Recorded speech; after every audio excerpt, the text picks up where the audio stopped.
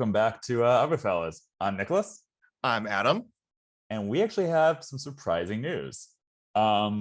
We have been less than happy with how the 60th has played out so far. No big back to theater screenings, really. No big events, no casting news, no movie news beyond delays. At least in America. At least in America. To our UK friends, there's I just saw there's a David Arnold concert. Yeah. Which would be a killer to go to. Yeah, they get to have all the fun. Yeah. I mean, was it Hans Zimmer was at Coachella jamming and played like some Bond stuff, I believe, too. Yeah. Because if you can afford Coachella, of course.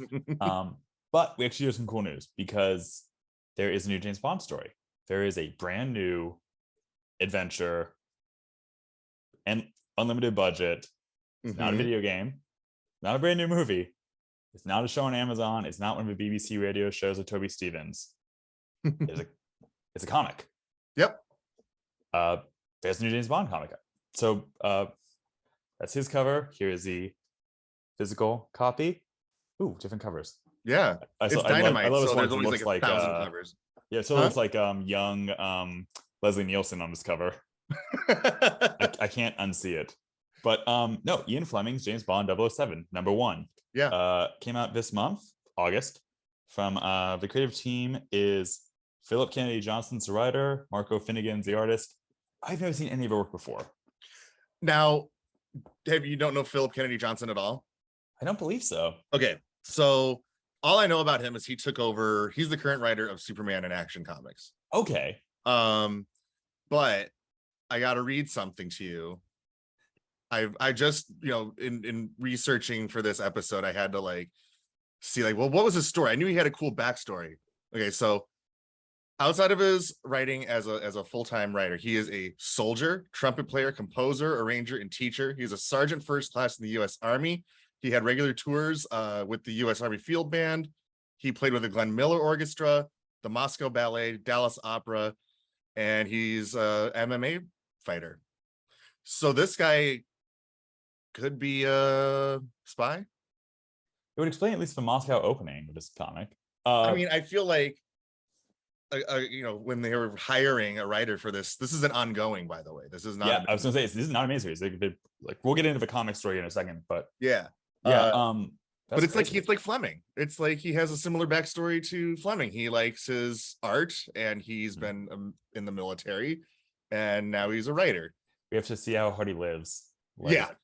Does it? Let's ask him how many cigarettes he smokes a day. But I'm an editor for a military and veterans news site. I may have to find this guy and track him down because this is fascinating. Yeah. This may be a work lead. But so you may have noticed by now, but Adam and I are huge comic book fans. We've been reading comics for years. We like them, for better or worse. There's good stories, there's bad stories, all that stuff. And Bond has an interesting history in comics. They've adapted into strips. There's been different runs. But was it for the last decade or so? Dynamite Comics has had the Bond license. Yeah. And they've done, I think they did classic adaptations of Casino Royale. My friend Dennis was the artist on that. Beautiful. They've done, sort of ongoing as a mini series. They did a origin series by Jeff Parker. There was that Warren Ellis run that sort of became an ongoing, but I think was more in the Roger Moore style, where it's just no continuity, just kind of going here and there. And it's Warren Ellis, so we don't know if it's canceled or still going. Yeah, there's a whole lot of issues there over stuff, but they do these stories, and I'm pretty sure this is the same modern Dynamite idea. The M here and the Money Penny here, I think, are supposed to be the same ones. Again, think your Connery to Moore, basically. The supporting cast is the same. Bond changes, story changes, this and that. Yeah, but it's present day. M's a black man. Money Penny, I think, is supposed to be Sarah Oliveras, Naomi Harris.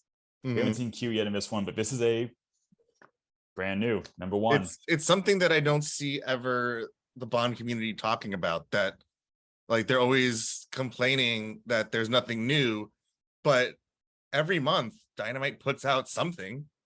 Yeah, you can get that James Bond fix. And that's something that I think a lot of fandom doesn't understand is IDW Comics, Dynamite, Marvel, Dark Horse. Have the licenses to almost everything, and they regularly produce.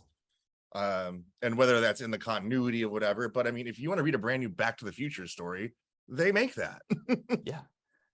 I mean, I know one of the bigger things in the 90s, there was all those, like, they did do a lot of sort of Bond novels that was sort of, I think, actually in the Brosnan, like, continuity sort of thing. I know that, like, Topps Comics or Dark Horse did a GoldenEye adaptation. Yeah, but I mean, even just like novels, like they would do, like, you were lucky if you want a new Bond fix. Even then, they were making movies every 2 years. This is like yes, you can do what we're doing and get it monthly, and so you're getting it in bits and pieces. But you can wait for the trade paperback collection, which is going to be a whole adventure, and you can like go to the store right now, get a whole Bond adventure. It is interesting because we've looked at Bond in so many different mediums, like, there's radio shows, there's the movies, obviously, there's video games. Bond adapting the style and the adventure and the pacing is tricky. Yes. And I kind of want to get into this one. This is the first issue of a art card called Myrmidon. Again, they love the Greek names in these Dynamite comics. Like, I think for one else, one was like Idameon or something, which was like Greek specter. But like, and this is very much, this isn't looking at the like masthead and the credits. This is more from the Ian Fleming estate than Eon. I don't know if Eon has any involvement in this, maybe a little, but this is mostly like in a deal with Fleming. And I see this as more written as the Fleming Bond. Agreed. He smokes, he swears. He seems a lot more not weary, but more just kind of just like resigned to what the world is. Yeah, a little over it. Yeah, he's had his heart broken several times. He's going on an adventure. I mean, it was interesting because it definitely lacked any big, like, this issue is essentially, it has a pre-title sequence. There's an action sequence that's supposed to lead into the plot. Yes. Bond is in Moscow, like you said. The writer has been to Moscow, so I guess that's accurate. Trying to recover some scientist data person. It basically, think of in No Time to Die when Spectre kidnaps the I got a lot scientist. Of Waldo vibe. Yeah, I was wondering if it was intentional because it's clearly had been written after No Time to Die. Yeah, I don't know, but still, like, I mean, it's modern.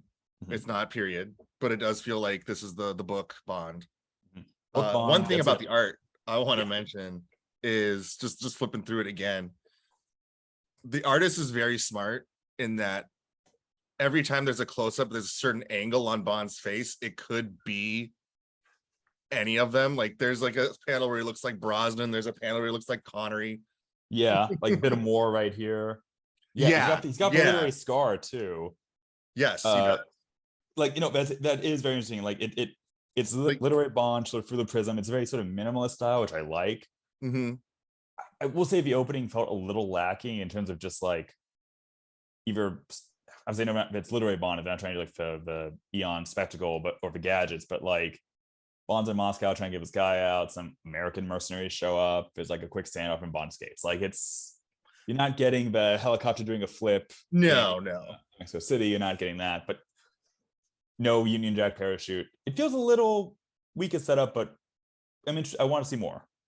Oh, absolutely. I mean, also, this, I think a lot of people won't understand if you're not a comic book reader. Like, this isn't a complete story. This is just the first section of a serial, and I love it that way because I grew up on monthly comics. But like, this is a fine setup issue, and one thing I like about the art style and that it could be any Bond is every Bond fan is gonna read it in their favorite Bond's voice. Okay, that was gonna be my question for you. Who did you hear? Toby Stevens. You know what's funny? Honest to God, because it's the literary Bond, and I think Toby Stevens when I read the Fleming books. Like I went in thinking it was gonna be like Brosnan in my head because Brosnan just has like a voice I recognize, like very angelic to me. But no, it was Toby Stevens. But no, it is interesting. We both went to Toby Stevens.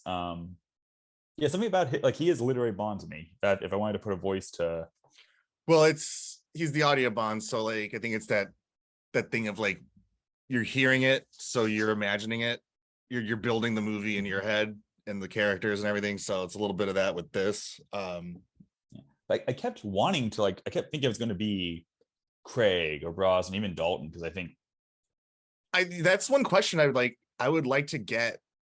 We should try to get like Phil Kennedy Johnson or Jeff Parker or someone on the show to be like, when you write it, yeah, because you have everyone has their favorite Bond, and it's like, are you gonna write a Brosnan movie or a Dalton movie? Or I would actually, we gotta track this guy down, because there's so many touches that I think are so like, I was looking for this again, I missed this.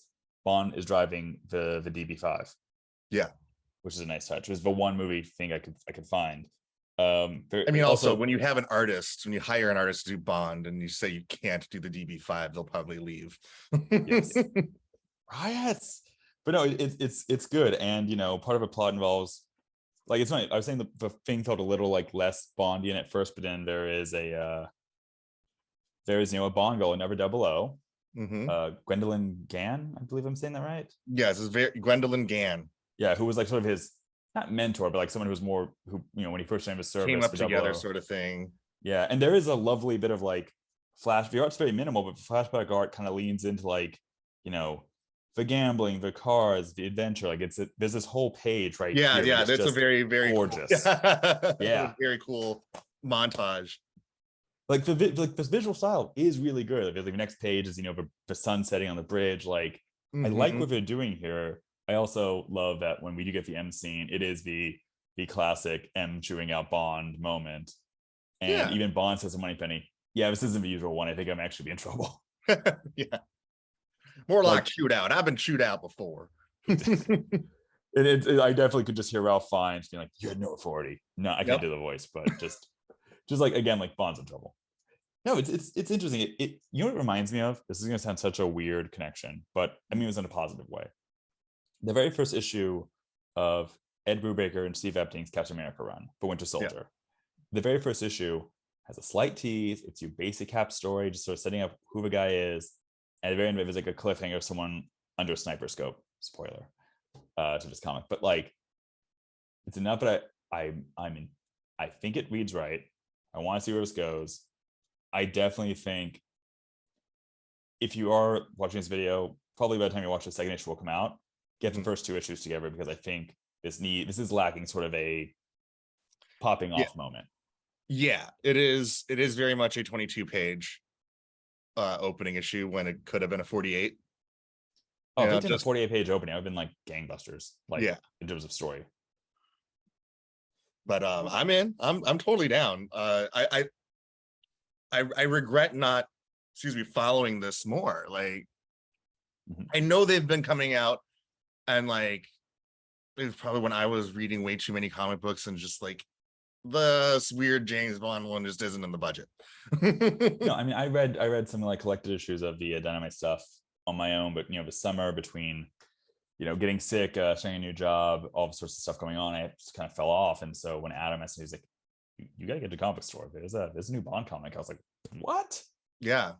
Like, it wasn't even just like, oh, very like, it's like a new arc of like issue 48 of the ongoing. No, this is like a brand new, I do sort of like the typeface also. It's very sleek. It's not doing the Eon thing.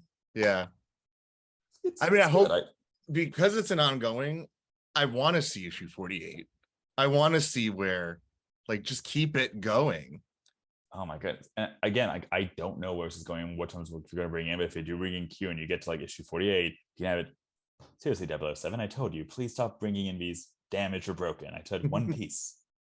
Like, you could do that. And yeah, I want to see who, because again, if this is Fleming Bond, if it is sort of in this world of like, again, like no real continuity with supporting characters show back, I want to see, do we get Felix?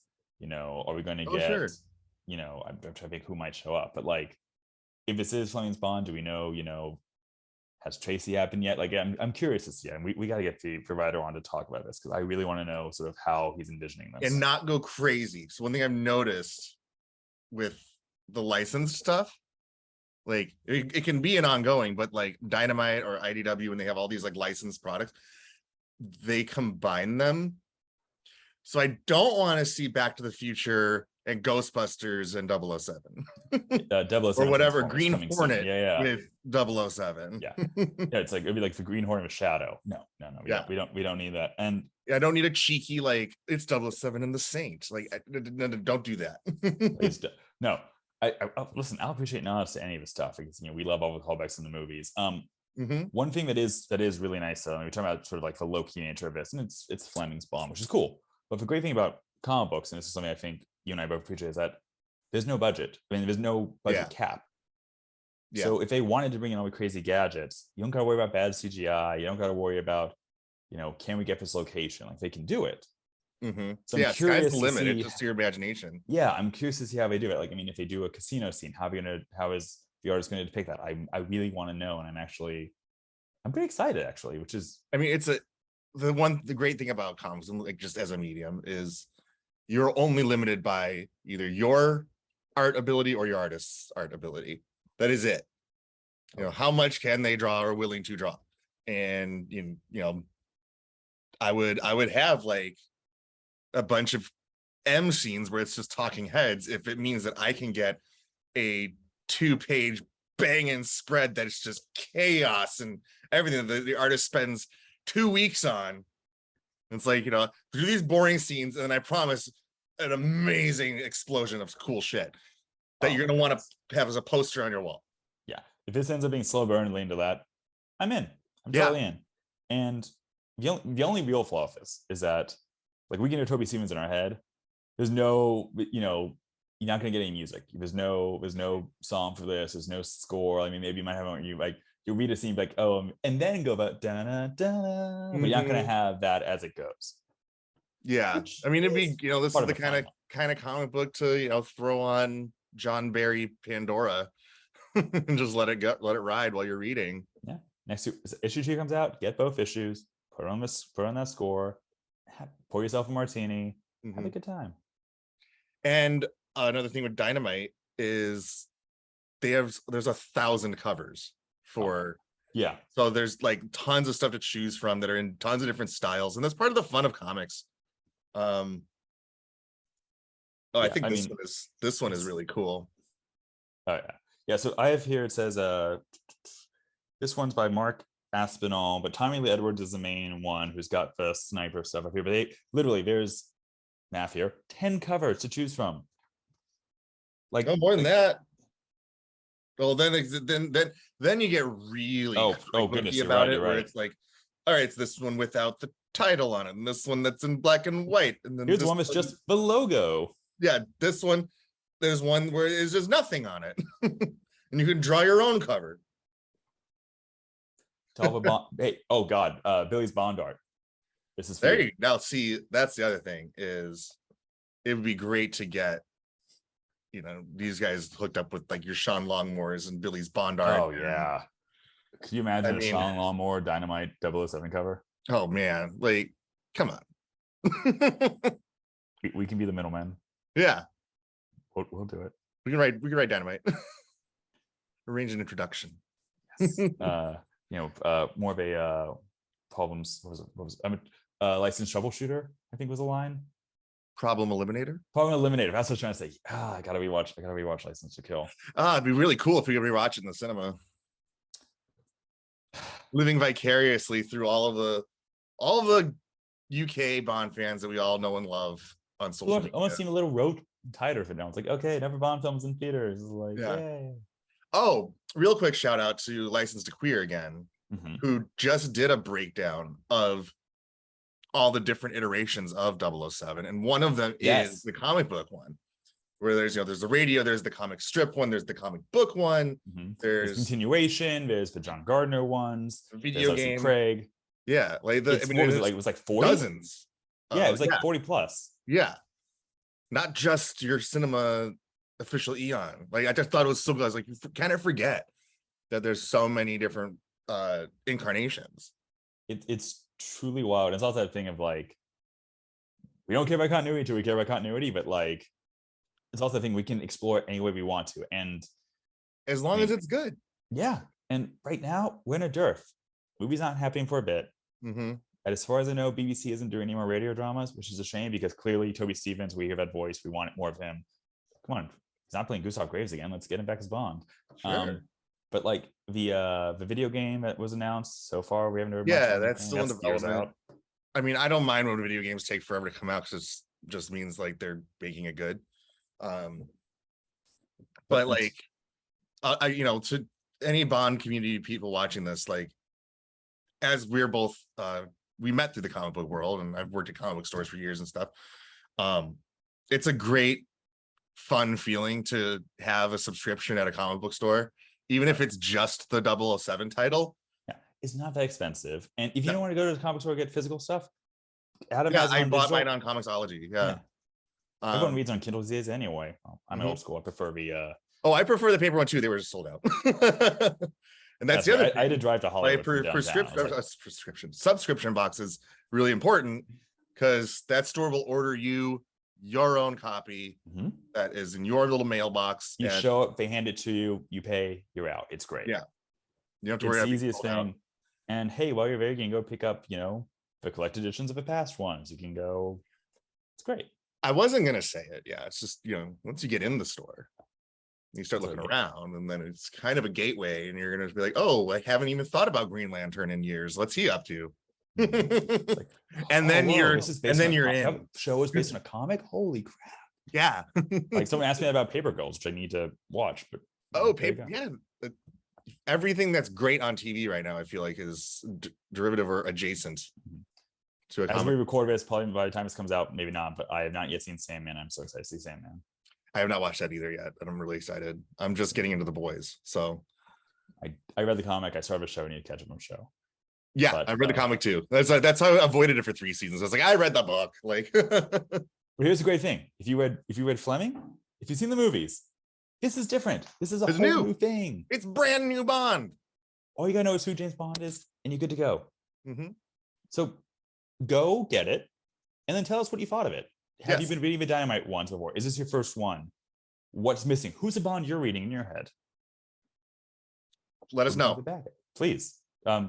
Send hate mail and or comments to the Other Fellows 007. Comment below, hit subscribe wherever that button is on the screen. Yep. Or hit us up on Instagram. We're around. And we'll be back. Maybe with a review of a in-theater movie experience. Yes. Yeah, in just a couple hours, I'm gonna go to a local whatever chain, and where they have the Fathom event, the one screening on a Sunday afternoon. Man, it's just a slap in the face. It better be the best print or like digital 4K awesomeness. Me and the 4 people. I bought my ticket last night, and you can choose your seat. And there's if I wasn't working, 4 people. I would be there. Huh? If I wasn't working, I'd be there.